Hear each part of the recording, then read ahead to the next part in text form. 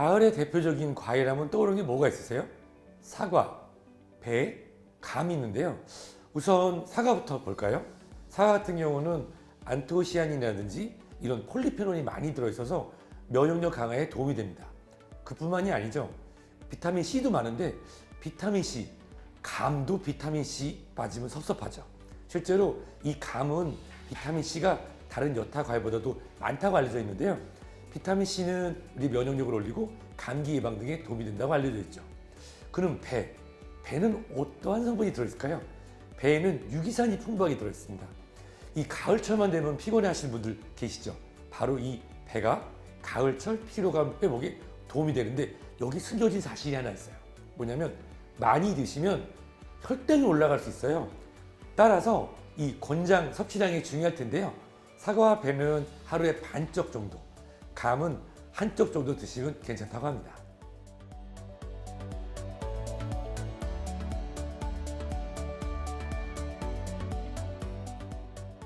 이 환절기가 되면 생각나는 질환도 여러 가지 있죠. 우선은 기온차가 너무 심합니다. 낮에는 여전히 덥죠. 근데 아침 저녁 쌀쌀하고 밤에는 춥기까지 합니다. 이렇게 기온차가 심할 때는 바로 찾아오는 손님 있죠. 감기입니다.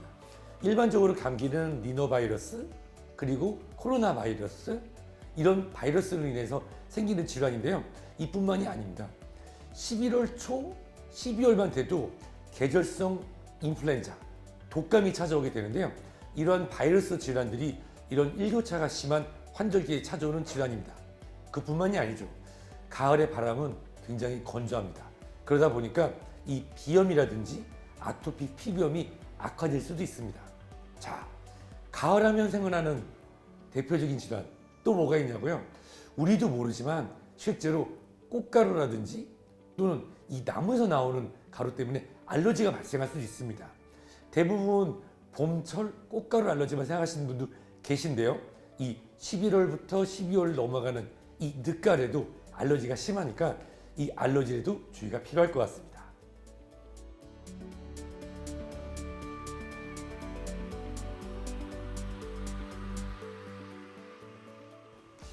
가을이 되면 정말 많은 먹거리가 있는데요.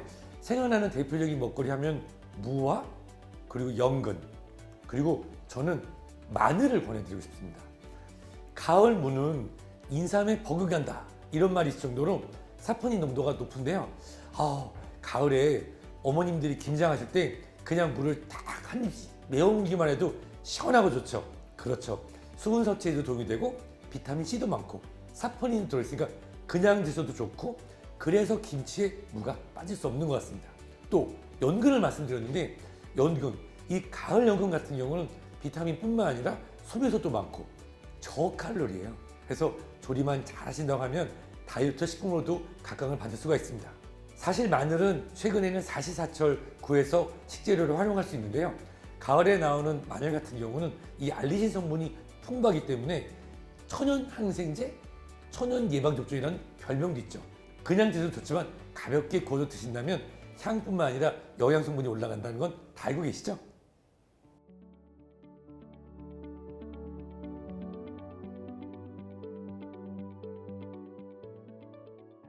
가을 하면 생각나는 여러 가지 음식이 있지만 가을 전어 빠질 수가 없는 것 같습니다.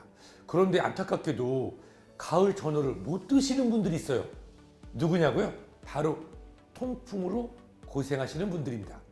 혈액검사에서 요산 수치가 높았던 분들 그리고 이 통풍 때문에 엄지발가락이 퉁퉁 부었던 분들 사실 이 전어에는 다양한 영양소 중에 이 퓨린 성분이 많이 들어있는데요.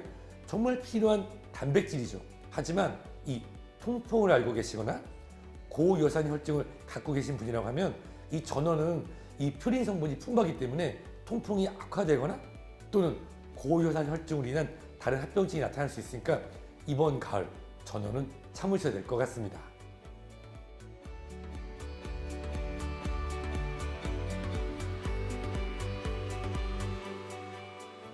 인간이 냉장고를 개발한 건 과연 언제일까요?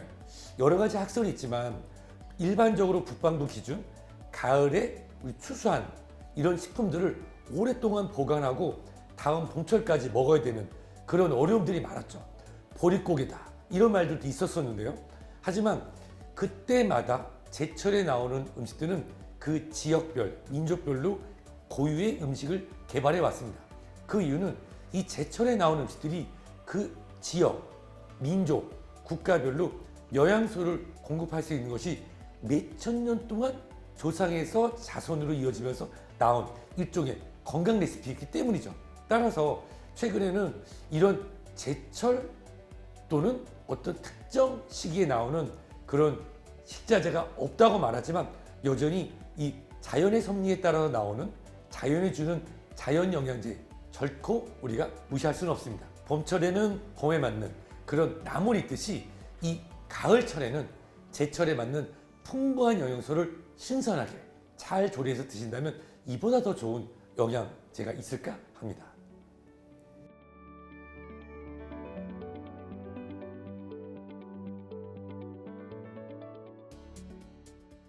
자, 예전에 저염 열풍이 분 적이 있었습니다.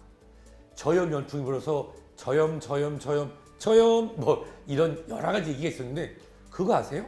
2006년에 미국에서 발표된 한 논문이 우리의 뇌리를 스쳐갑니다. 당시 발표된 논문은 지나친 저염 식단이 오히려 뇌졸중과 심근경색을 높인다는 것입니다.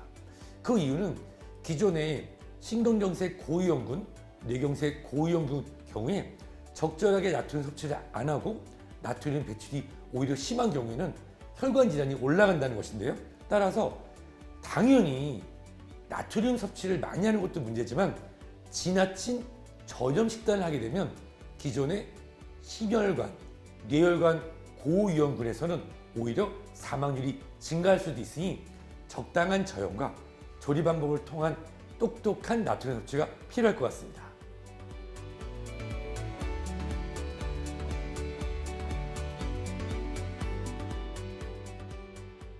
자, 나트륨하고 소금은 다르죠.